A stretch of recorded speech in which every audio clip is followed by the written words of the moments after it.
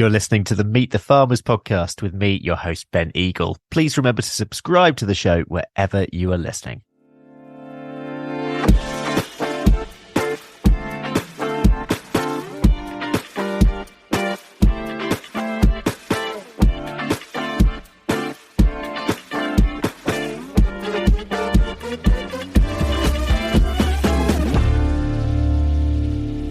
Hello, everyone, and welcome to this joint episode of Meet the Farmers podcast and Rural Business Focus podcast with me, Ben Eagle. Now, we're talking about a really exciting concept today, which is relevant to both shows, hence why I thought I'd bring this together today. Pitch Up, which could, I believe, transform the way that business is done in the countryside and encourage lots of people to start rural businesses in a slightly different way.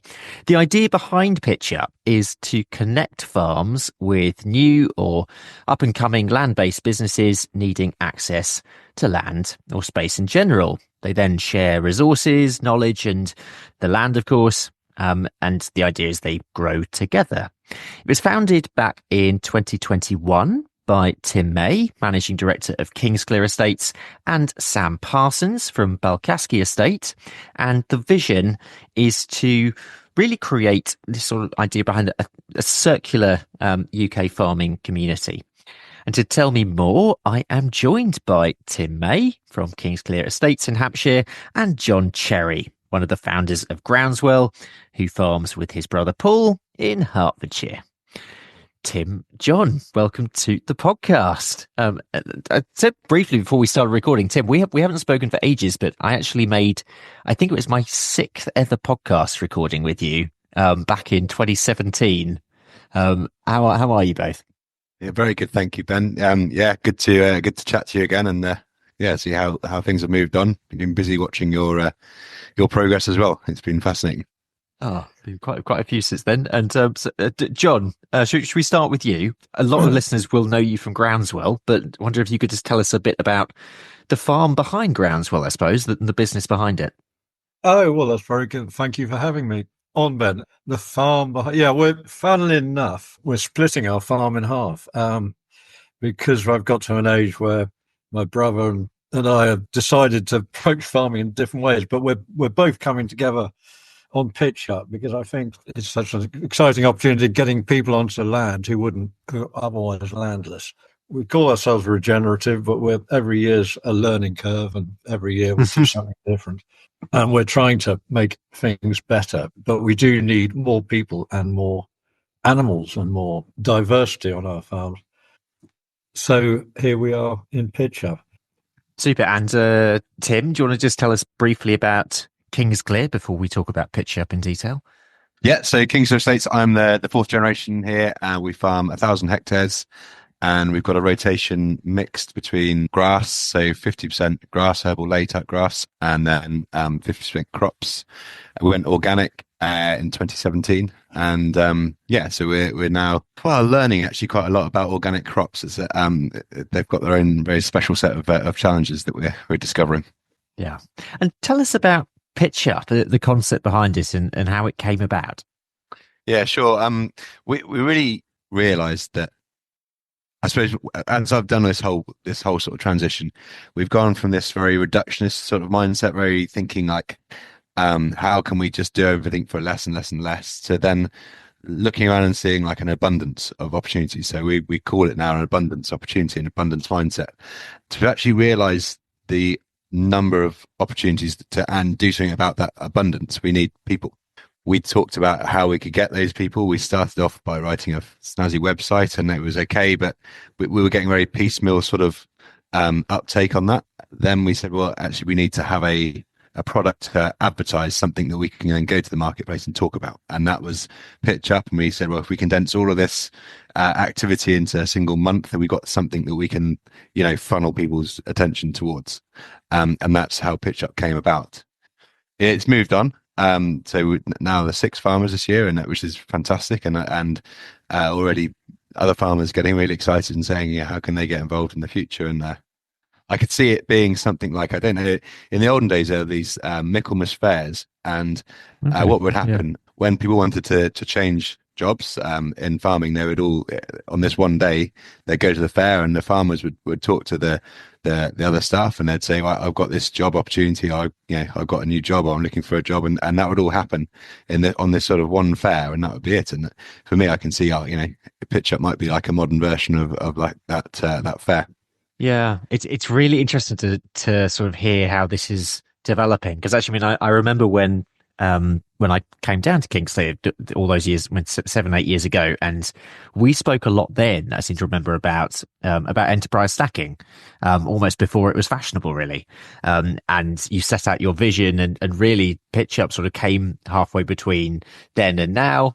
And I suppose the idea behind this from a farmer's perspective as well, for a farmer that wants to do something differently, is that we're all limited by time, aren't we, as well? So this is a way of doing some really interesting things on your farm without necessarily you having to do them all yourself.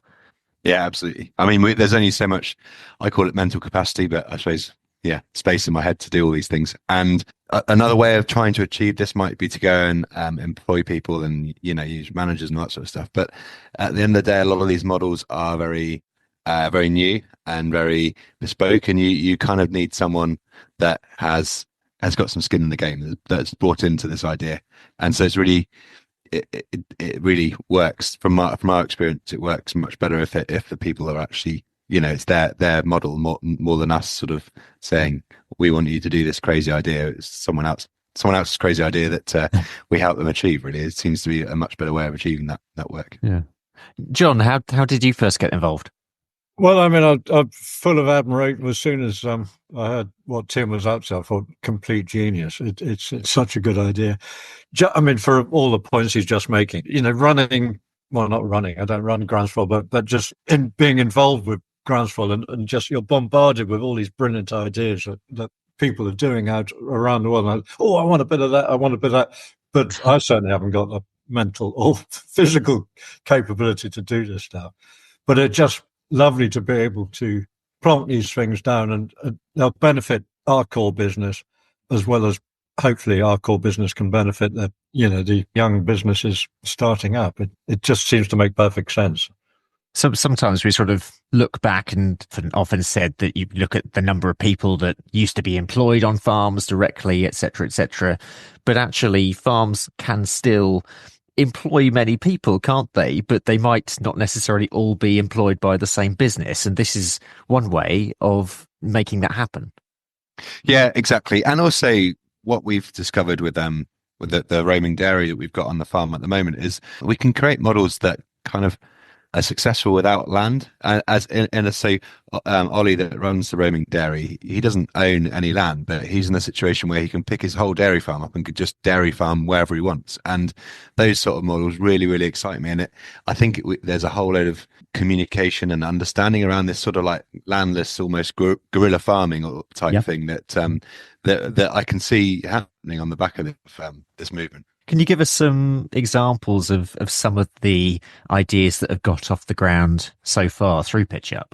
Yeah, so the very first one was a company called Munch, and they came to us and they had just an idea, like a really, really scratch of an idea, and it was all around feeding rabbits. Daisy was a rabbit keeper, and she'd moved up to London and found it really hard to feed her rabbits from the sort of food she was used to, which was dried leaves that she'd gone around and foraged. And then chatting with a friend, they discovered that this was a problem, across all of London, really. So she pitched to us this idea, and we saw it on paper, and it just like, what is going on here? But we took her to interview, and at the interview, she said, I've got 25,000 followers on Instagram. I've got all this stuff, and I'm a graphic designer. And all of a sudden, this person we just kind of let her in for fun, really, for have a bit of a laugh. It just like blew us away that this is like could be something really cool. So, so she's come in, and we've worked with her. We've had to help her understand what a business is and all that. So right from the very beginning, and explain and build her up to something. Now, she was being able to take like just sticks from the hedgerows and turn them into chew sticks for rabbits. And it's like, well, hang on a minute, we've got hedgerows. And at the moment we put a flail hedge cutter on and just flail the hell out of them. But if we just change that to a finger bar, you could have tons of sticks, and so we could just think slightly differently of the resource we've already got, and all of a sudden, pretty amazing. Yeah. So that was it. And then last year we had the roaming smoker, which we took up to John at Groundswell, and that was from a chap in the village who wanted to sort of have a bit of a sidestep away from what he was doing. Really keen on smoking, and we had cull cows, which were quite hard to add value to. And we said, right, let's see what we can do with these cull cows. So we converted an old diesel tank into and a skip into a big offset smoker. Took it up to Groundswell and had some fun. We killed 5 cows, and it was what was really good was this was a bit more of a collaborative type business, because I sort of I helped him with my welding skills, my sort of mechanical skills, while Chris was more into the cooking. So that we worked together really well on that. And you were very busy. I know that much. Groundswell. Yeah, we were phenomenally busy, but it was great. But we took these cows that they're just we purposely didn't want to take like a fat cow that had taken a load of effort to fatten. We just wanted to take what we've got kicking around on the farm, and a cull cow, which was kind of going to be worth 400 quid. And we said, well, what can we do with this sort of meat? And how can we just add value to that sort of that byproduct, that waste stream? And that's when I talk about opportunities and abundance of opportunities, when we just start to see these little things happening. Yeah. I think the other thing that's striking me here as well is it's a really good way of making individual farms just more interesting places with bringing more people on, doing different things. John, you must find that. I mean that's something that, again, going back to Groundswell again, but that's a lot about bringing people together. Well, this is actually a way of doing that on a day-to-day basis. Absolutely. I mean, we've already got a young lad started a market gardening setup, and it's fantastic. Suddenly everyone in the village has got access to locally grown vegetables, and they're so happy about it. And there's a bakery just started up, and all this kind of stuff. If we can work out how to mill all our interesting grains we're growing, and that those aren't land-based things, but all the market gardeners. But it's having more people working locally, feeding people locally is so much the better for everybody, and it's so an awful lot more fun for the farm and for the farmers. Yeah, the men on the farm love it. It makes their lives much more interesting too. Yeah, for sure. What's the vision for Pitch Up, Tim? Where do you want to take this? Should there be a pitch up on every farm in Britain? Gee, I don't know. We haven't started off with a long-term vision. It's kind of one of these things that started off with just me, and then how we got to Balkaski joining us was that they'd saw what we were doing and rang me up and said, could I copy your website and your writing? Okay. Just share and let's just work together and get that that word out, combine our forces, and then that kind of worked. And we thought, well, actually, let's do that again. And so that the fact that that's grown to I can't remember. There's a big percentage. I think it's 200% or 700% anyway. Lots of percentages. How much it's grown over the time, and I mean we were already, like I say, got more farms wanting to join, and I think that's fantastic. So I think if we get too big, we might have to change how it looks. But I think what we want to do is celebrate and open up the fact that there's a lot of farmers out there that are willing to be approached by interesting businesses that have, they can see, not necessarily businesses that are like the core, like I want to come along and plow your fields and be your farmer. It's more like, I want to do the bits in the gaps, that you're not really doing anything with. And I want to try and make a business out of that. And that's kind of, every farm in the country has got those little bits. So there's no reason why it couldn't be that we just create the opportunity for people to realize that those opportunities exist, if you see what I mean. We've sort of said, right, this is a bit of an organic growth thing. Let's see where it ends up. The beauty of having more farms together is that we obviously have a bigger impact. So we've got a bit more money to spend on advertising. We've got a bit more of a story to spend. So then we've got more chance to penetrate into the cities, into the towns, into those places that just to get out of the echo chamber that we're probably in when we talk, amongst our friends about pitch up. How can we get out there and make more of it? Yeah, that's a really interesting point, actually, isn't it? So actually, this is the potential here partly as well of almost attracting businesses out of the towns into the countryside. Yeah, definitely. For me, it's getting those very often the businesses like they think people think, oh yeah, it's got to be part of the circular economy, but and this sort of taking a byproduct and all that sort of thing. But actually, if we have some of those businesses on farms and their waste stream is something that could be useful to us, like they could be a Yeah. coffee grinder and we could take the coffee grinds, or they could have loads of cardboard and if we can mill that cardboard up and make compost. There's lots of other businesses that are on the side that they might not necessarily from the outset think that they are suited to like a rural sitting, but we're probably as interested in their waste streams as their actual product, which we might be able to add value to. But also, if we've got them a business happening on the farm that's got a raw material that we're not currently making, but it might then open up the opportunity for us to start growing that raw material. So, we're trying to create a big cyclical sort of economy, but we've got to start somewhere. So, there's loads of parts of that economy that and places where people can join us, if that makes sense. One of the other thing I was going to say is the models that we're looking at. It doesn't have to be like come in and this is your full-time job. It could be this is like Munch there that she comes down, once or twice a month and does some foraging. It's sort of it can be like a side hustle effectively. It doesn't have to be like a full-blown thing as well. So the employment market is just changing as well, and so we're kind of ready and open to that. So moving on to the practicals of how this works and how people apply and how they get involved, how does that work?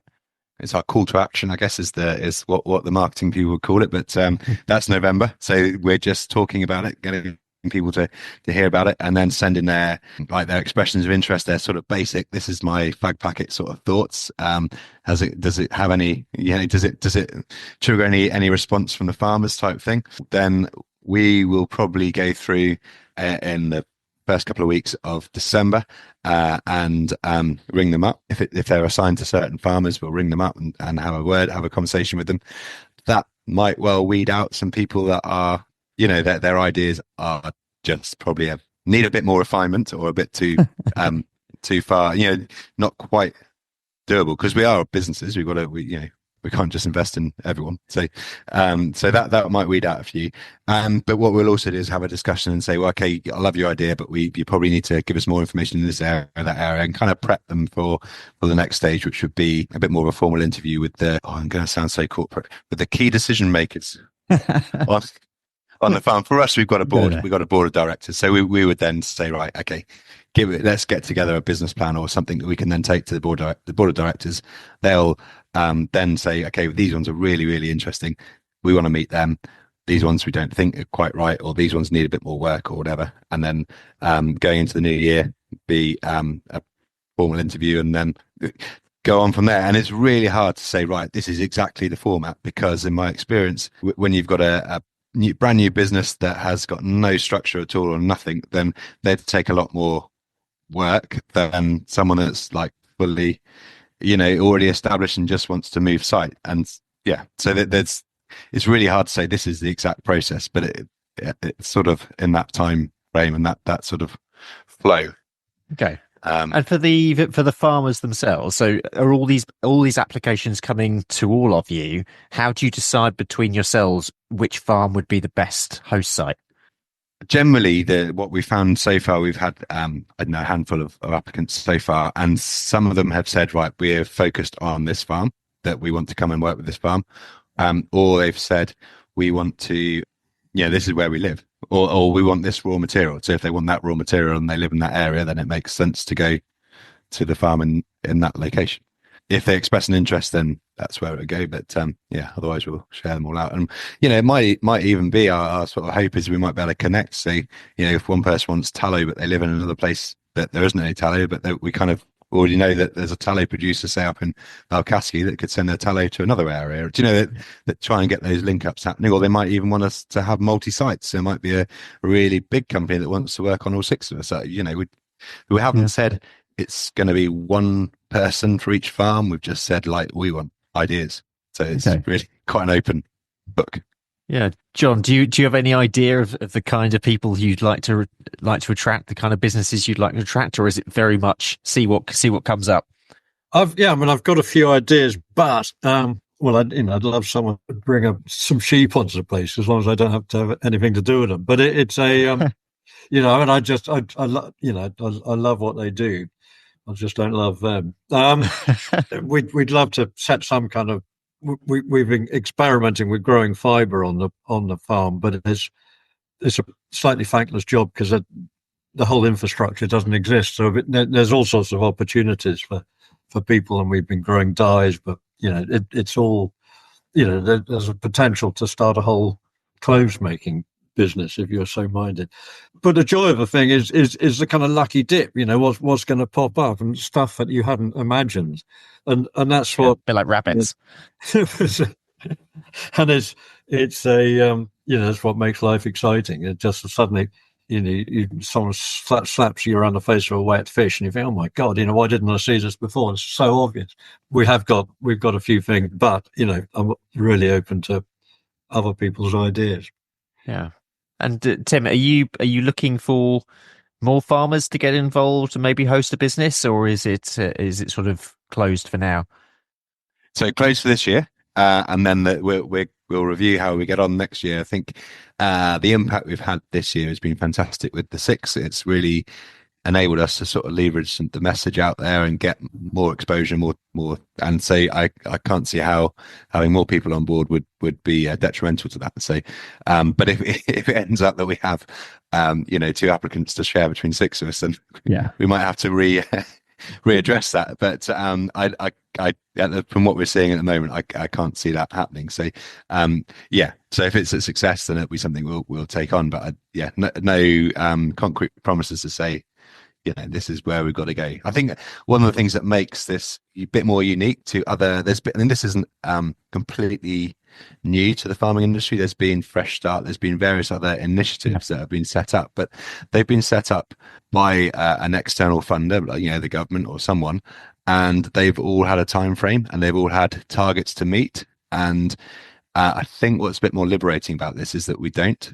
And so we can then be led by what's happening. What happened with a lot of those other programs is they got to 5 years and then people were just starting to understand what it was, and then they had to stop because they'd run out of funding and etc. Whereas we're kind of a bit different to that setup, and so I think there's the opportunity to make this actually work in the longer term. So great. Yeah.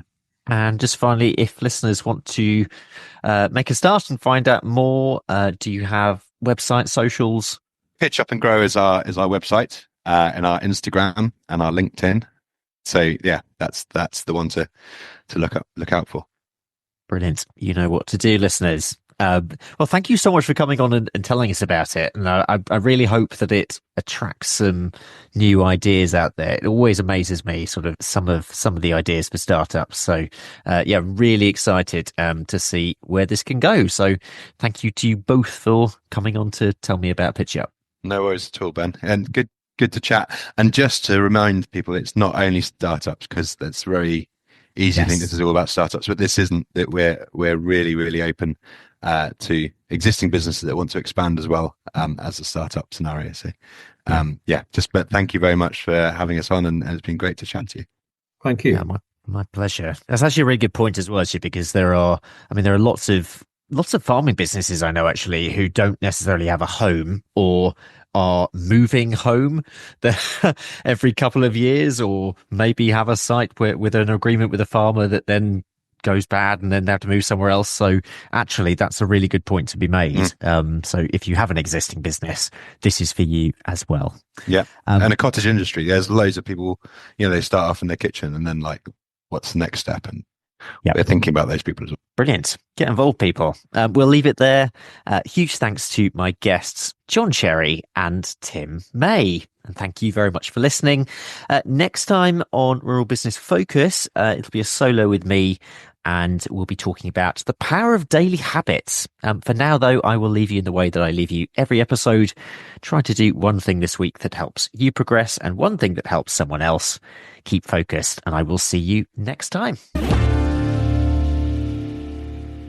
Meet the Farmers is brought to you by RuralPod Media, the only podcast production agency to specialise in the rural sector. We're on a mission to make rural stories mainstream and help businesses, organisations and communities like you tell your story through podcasting. Podcasting is a fantastic way of connecting with your audience, whoever that might be, getting your message out there and networking with leaders in your niche. RuralPod Media can help you by launching your new podcast or helping you with the technical side. We also provide podcast training and an audit service if you already have a podcast. You're not sure where to take it to next. For more information or to book a call, visit ruralpodmedia.co.uk. That's ruralpodmedia.co.uk.